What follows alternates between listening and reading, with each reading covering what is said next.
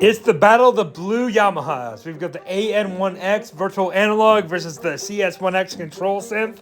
The control synth is really a Rumpler, where the AN1X is a true virtual analog physical modeling. One of them has general MIDI capabilities, and both of them are designed very similarly. And I think this may have been the downfall of the much more technically competent AN1X. This is the virtual analog physical modeling synth that came out in 1997 on the heels of the CS1X, which actually had successors with the CS2 and the CS6X.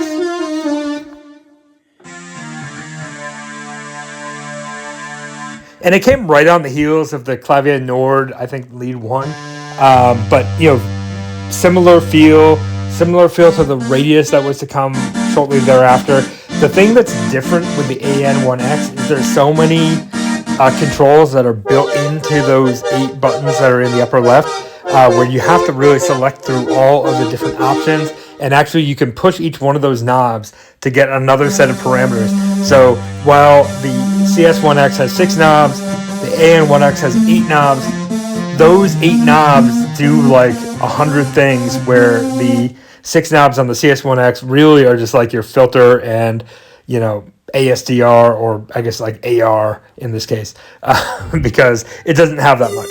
But as far as arpeggiation goes, as far as like being able to do some level of those filter sweeps and everything that were like really popular late 90s, the CS1X is actually going to do everything you'd want it to do. If you want like a hardcore, virtual analog synth, the AN1X is more your style, probably. And honestly, to me, it feels like a strong competitor to even modern virtual analogs. There's so much to build in here.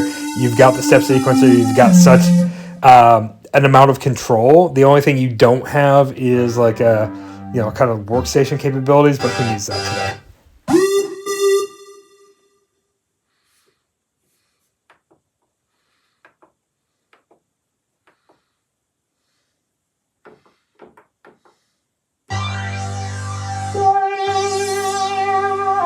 So what I'm kind of wondering is, like, why did Yamaha lose the war with these great synths that they produced like 30 years ago?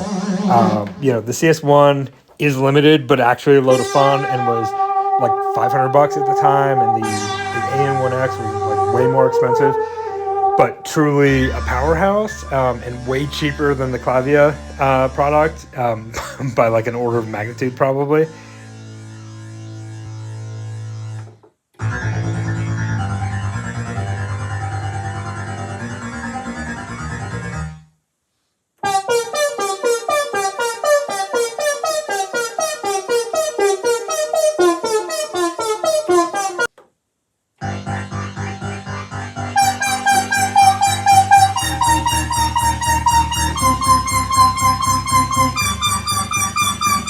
And I'm not trying to futz too much with the audio out mix here, but I hope you are hearing that the AN1X is like a bit more clear and less noisy of a synth than the CS1X is. The CS1X sometimes just feels like a little bit warbled and mottled and like the way I talk, versus a very clean, crisp sound that I think you can pull out of the AN1X, even with the effects on, that just feels more analog and more true. I've probably said it on other videos, but if you're just looking for a keyboard or a synth that can do cool kind of filter sweeps and do some like decent arpeggiation, the CS1X is like perfect, right? You can find it for like $100, maybe $150. The AN1X you may have to look for a little bit longer. It was only produced for like 2 years, so it's a bit of a rarity compared to the CS1X, which was produced to like 95 to 99. So it's going to do a lot for you if you're really just kind of like looking for those basic sounds, and you want to get like a chaos pad and just do some of the shit that like we did in the late 90s, get the Electribe groove box, and within like $300 a kit you've got basically everything you need to back up a shitty punk band. Where the AN1X, I think if you're truly trying to go for some virtual analog sound, this may be the one for you. It also may be like too early of a solution for what you're trying to do, and something like the Nord Lead 2 or 3 or the Radius or maybe some other synths, like even the Minilog, might do better for what you need. I still think this AN1X is like a gem and really produces sounds that I want to learn more about, want to do more with, and I find every time I play it, I'm like happy. But that's true of the CS1X as well. So both all in, these are fun synths. They're cheap to find. Nobody really cares too much about them, which is cool. And there are better things out there, but there's also far worse things out there that you can buy for the money. So I would recommend either, but at the same time, I think if you're truly trying to go with that analog or even that virtual analog feel that was like super popular in the late 90s, the AN1X is going to be your better option. CS1X, if you can scoop it up for a cheap amount, get it. You'll have fun with it. I will guarantee that. I will not refund your money, but you will have fun with it.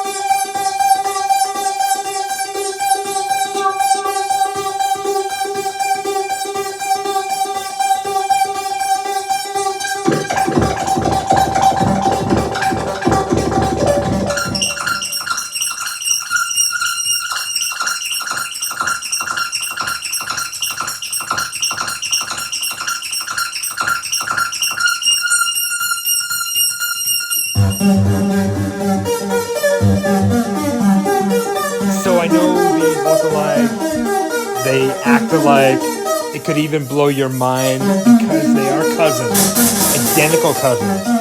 But unlike Patty Duke, the AN1X and the CS1X are kind of different at their core, and I think you'll find that either one is going to be cool if you know what you're getting yourself into. The CS1X, I really do want a CS1-2 or CS2 or CS6 to see how those are different, because the CS1X is it's so much fun. It's very clear. It's very kind of crisp. Where the AN1X, you really can't do a lot. The effects are there. There's so much more you can do to alter the sounds because it's like a true virtual analog. I think in the long run you're going to be happier with that. But if you're really just looking for something to mess around with, as I said before, both of these are great. The presets give you a lot of options of what the the kind of the creative levels of the synth can do. But all in, if you find them for the same price or just a little bit more for the AN1X, I would go for that one. It is a really cool synth. It is a piece of history. It's rare. And ultimately, I think it is still something that's relevant today, where the CS1X is, it's a little noisy, it's a little romplery, but still fun. So if you're looking for something that's more of a vintage sound, go with that. Either way, both of these are fun, and you can tell probably from my delivery that I like them both. I think these are both, really terrific boxes, and for the amount of money that you're outlaying for what was super high quality from both instruments, Yamaha put a lot of care into making these good.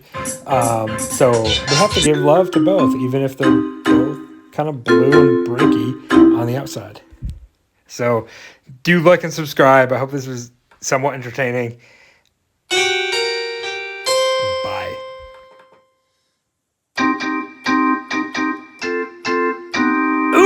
For those of you who are left here, this is the general MIDI capability of the CS1X, and yes, it is general MIDI for all you want it to be, with its 128 well-defined patches that can replace your sound card and all that fun stuff. And honestly, Yamaha did a good job here. I've heard Kawai and Korg's general MIDI, Roland's general MIDI with the sound canvas. Yamaha sounds are good here. You can't complain. General MIDI is annoying because it is General MIDI, not because it's bad. But these are just kind of like lame, sound samples that were thought to be the best thing that MIDI could be, and for the most part, it did its job. But here we are today, and we don't need that because we have, wave-based recordings that can do everything way better. So just a little bit more.